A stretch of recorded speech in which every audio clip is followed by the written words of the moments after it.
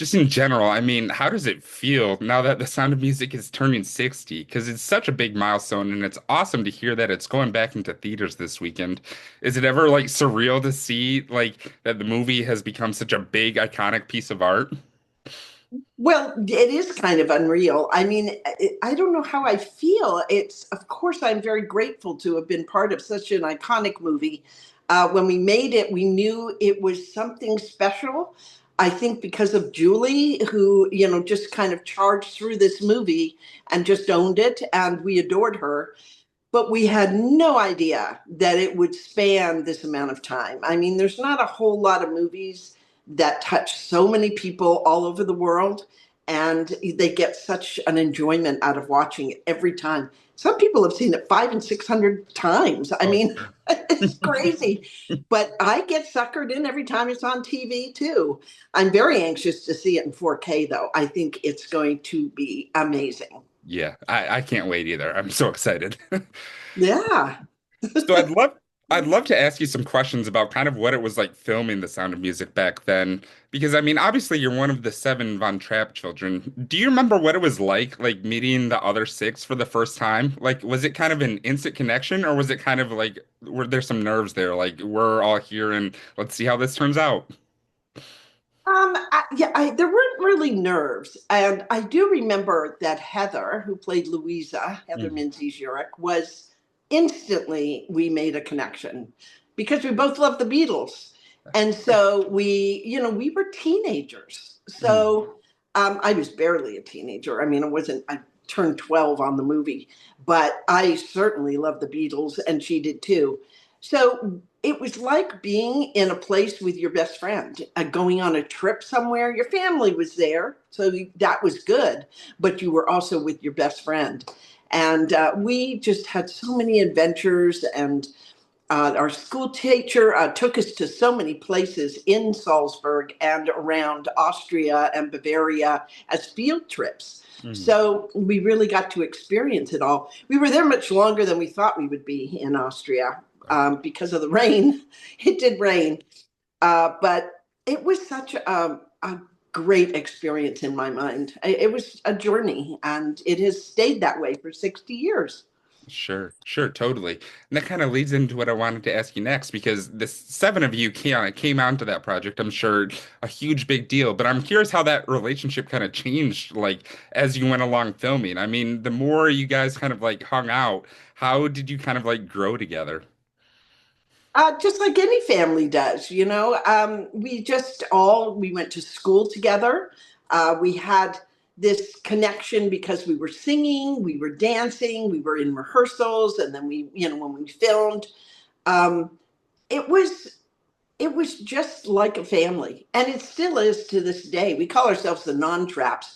We have a thread, where we always stay in touch. And we've been through, births and deaths and marriages and so many experiences, just like a regular family. But we live on all different parts of the continent. Yeah. So it's kind of just an anomaly, really. It's just so weird that we're all just this family unit, but we're not related in any way except through this movie. No, totally, totally. That's awesome to hear, and I love that. One of the things I've kind of always loved about The Sound of Music, and I've seen this movie many times throughout the course of my life, but one of the things I've always loved is how, like, despite there being seven of the Von Trapp children, is they're all so different, and they all kind of just bring their own personalities and like struggles and shortcomings and wants and needs to this movie.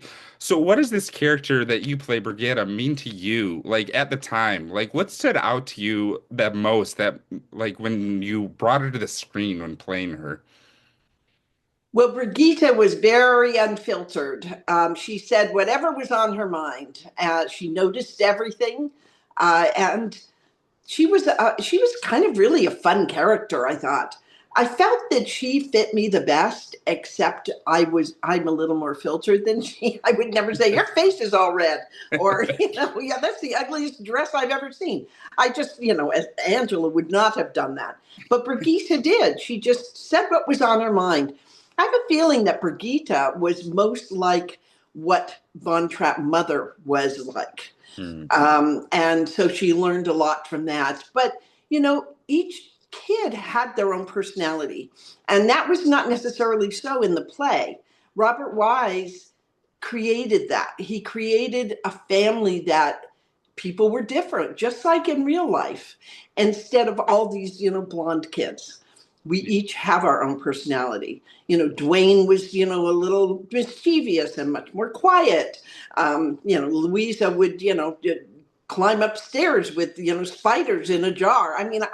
Yeah, it was just, I think people relate to the different people that there are in this movie. sure. No, totally. I totally agree. Um, Another kind of fun thing about the movie is obviously we all know at the end the real life Maria von Trapp like makes a cameo at the end of the movie. At what point, kind of during the process of making The Sound of Music and after The Sound of Music's release, did you like actually meet her and the rest of the Von Trapps, and what was that like? Well, Maria was in the scene. I have confidence. She's in the background with Julie. We did meet her just briefly. I didn't really know who she was at the time. We knew this story, but we basically knew the story that was in the script. Yeah. So it wasn't until later, that I read the real story of the Von Trapps, which is an amazing story. Mhm. And we did go to the Von Trapp Lodge, which is in Stowe, Okay. Vermont. Mhm. And oh my God, it looks very much like Austria up there. But they are a very resilient family up there, and they've created a beautiful space and then passed it down through generations. So that was kind of enlightening. I can see these people coming to America and making their home there. But there were a lot of kids. I think there were 10 altogether. Mhm. So Which is that's a that's a lot. lot. Yeah, but I think it's a wonderful story. And I think that it was brought to the screen in such a great way. And I don't think it's a sickly sweet story, which I know that, Chris Plummer in the beginning had a lot of worry about that. I think Julie did too. And I just don't think it is. Yeah. No. You know, when you see it, you see something in it. Sure. Totally. Do you remember, like, obviously we've talked about the filming of The Sound of Music, but do you remember the first time that you like ever actually sat down and watched the movie, like start to finish? I mean, I'm sure it's a totally different experience than filming it, but that first time you watched it, do you remember what it was like kind of actually seeing the whole thing like play out in front of you? Well, we saw bits and pieces of it when we were in Austria, and then we did a bit of looping with, like up in the trees and stuff like that. So we saw just little bits and pieces of it. But as far as seeing it from beginning to end, it was really at the premiere. Okay. And that was amazing. Bob Wise had us dressed in our party clothes that we wore in the movie, which was great Yeah. because that was taken care of.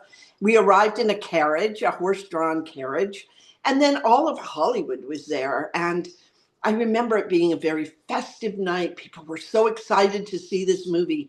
And then to sit in the theater and have the curtains open, and it was, bigger than life. And it was glorious. It really was.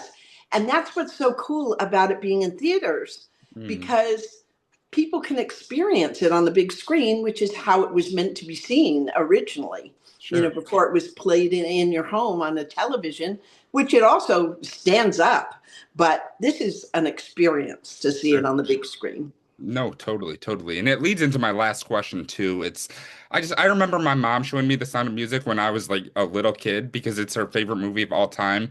And like she never wavered on it either. We'd make her go see Transformers and Star Wars and we'd be like, "What'd you think?" And she'd be like, "Well, The Sound of Music is better."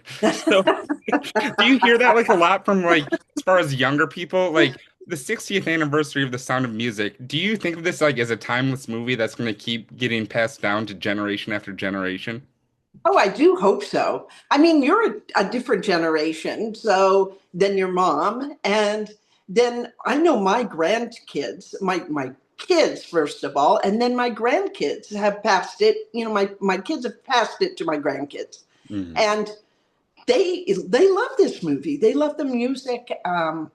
It's just a fun movie. So I do hope it continues. And if, Disney now owns it, I'm hoping that they revitalize it every 5 years and give people the experience. That sing along, Sound of Music sing along. I don't know if you've ever been, but People that are does having not fun. go away, and people love it. They just love it.